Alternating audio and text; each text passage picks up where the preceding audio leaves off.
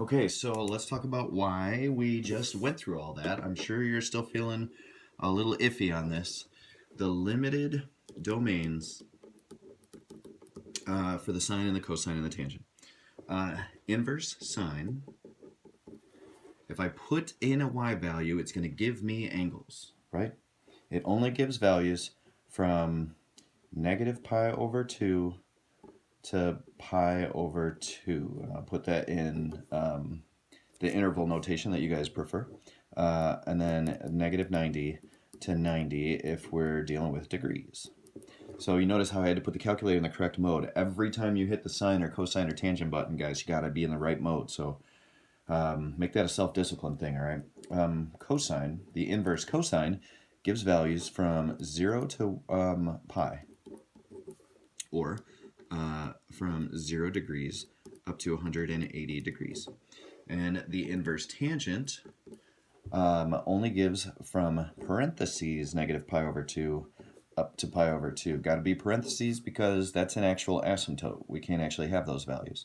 Or from parentheses negative 90 up to 90 because of how the original graphs looked. We had to limit the domains so the inverses could be functioned. Basically, if the calculator wasn't programmed this way, let me go back to this one more time. And if I did this and the calculator wasn't programmed this way, yeah, it could give me 30 and 150. But if you guys think about it for a second, 360, 378, 390 is also another angle where sine is 1/2. And then this one over here, and then it would just go around the circle, and there's an infinite amount of angles if you keep going around the circle, and then degrees get bigger and bigger, where they're all equal to 1/2. And so the calculator would just get stuck spitting out an infinite amount of angles, so we have to limit it. Okay, so let's use the limited domains to find each value that I've asked you here.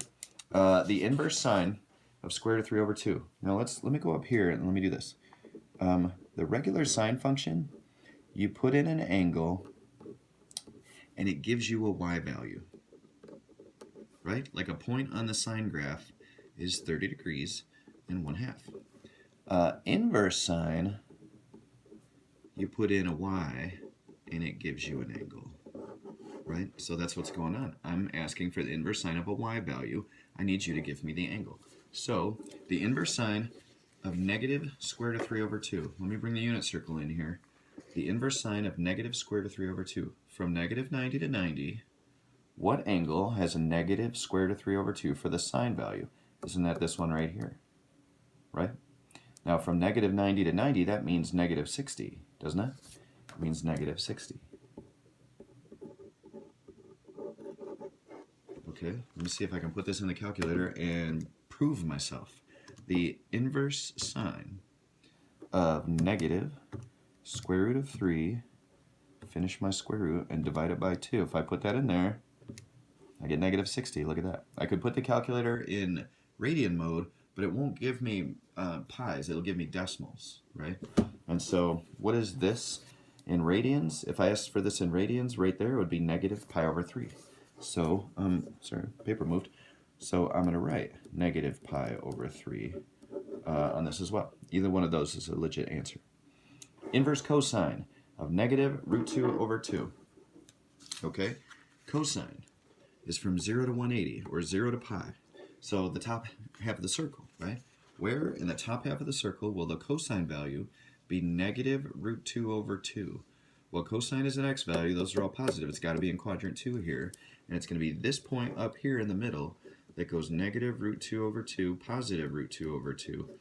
That is the place on the circle from 0 to 180 degrees where the cosine is negative root 2 over 2. So what is that in degrees? 45, 90, that's 135 degrees. 135 degrees. In radians, that would be 3 pi over 4. And like I said, you guys better be getting really good with this unit circle because you're going to start drowning if you're having to go and make a unit circle every time you're asked a question like this. 1, 2, 3 pi over 4. All right, where is the tangent? Square root of 3 over 3. Okay, this is a nightmare. Nobody likes tangent. Where am I going to go? So, this is a simplified fraction. Are you ready for this? This is going to be the stupidest thing you've ever heard a math teacher say. You have to unsimplify that fraction to figure out where it is on the unit circle. didn't root 3 over 3, didn't that come from 1 over the square root of 3? Isn't that what that had to come from, right? And then if it's 1 over root 3, if you think about it, sine over cosine is where this thing came from. And so sines and cosine values aren't 1 and square root of 3. It's 1/2 and square root of 3 over 2. The 2's canceled, right? These are all 1/2s and square root of 3's over 2's. And frequently, when I write them like this, the 2's cancel. And that's why I get things like this. So that means that I'm looking at a y of 1/2 and an x of the square root of 3 over 2. That's what that means. I'm looking for the point root 3 over 2, 1/2 on the unit circle. Now it's positive, and tangent goes from -90 to 90.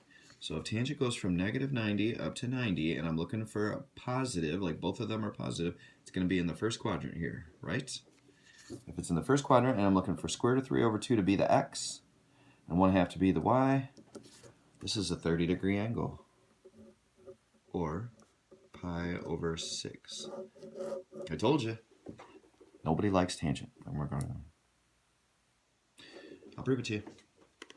Inverse tangent, second tangent, square root of, where is it at? Square root of 3, finish my square root sign, and then divide by 3, 30 degrees. Yeah, you can put them in the calculator, but you guys have to be able to come up with this stuff off the unit circle for solving equations and stuff later. So don't start shortcutting and just use the calculator. That's disastrous for you. Okay, the inverse sine of 1. From -90 to 90, where is the sine value 1? It's up here, isn't it? This is 90 degrees, or pi over 2. The inverse cosine of 1/2, where from 0 to 180 now for cosine. From 0 to 180, the top of the circle, where is cosine 1/2? It's up here at the point 1/2 comma square root of 3 over 2. That one is 60 degrees, or pi over 3. Inverse tangent of -1. When is tangent ever 1? Well, tangent is sine over cosine. So for tangent to be 1 means they're the same thing. Doesn't this have to come from a square root of 2 over 2 square root of 2 over 2 situation? Now, tangent is from -90 to 90. So where on the unit circle from -90 to 90 do I have the same exact thing? Those are 45-degree angles. And where would it be negative? It would be down here in the fourth quadrant at square root of 2 over 2, negative square root of 2 over 2. If I put that y over that x, I get that -1. This is negative 45 degrees, or negative pi over 4. All right, then look at the last ones. Where is sine 0? Where is cosine 0? Where is tangent 0?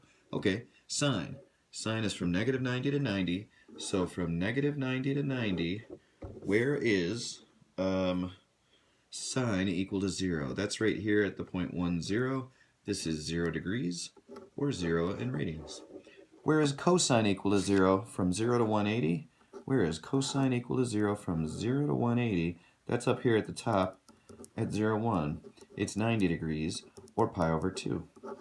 And where is tangent 0? Okay, for sine over cosine to be 0, it means the top has to be 0, right? The bottom can't be 0. So if the top is 0, we have 0 over whatever, cosine, that's going to actually equal to 0. So where is sine equal to 0? We already answered that. That's 0 degrees, or 0 radians.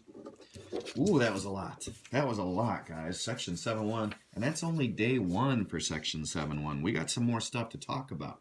But at least we got to play with the unit circle, get a little bit better at knowing what angles and what x's and y's. Then we talked about inverses, how things x's and y's switch and they get reflected, and whether or not things are functions. And then this is a big page for us, page 3 right here.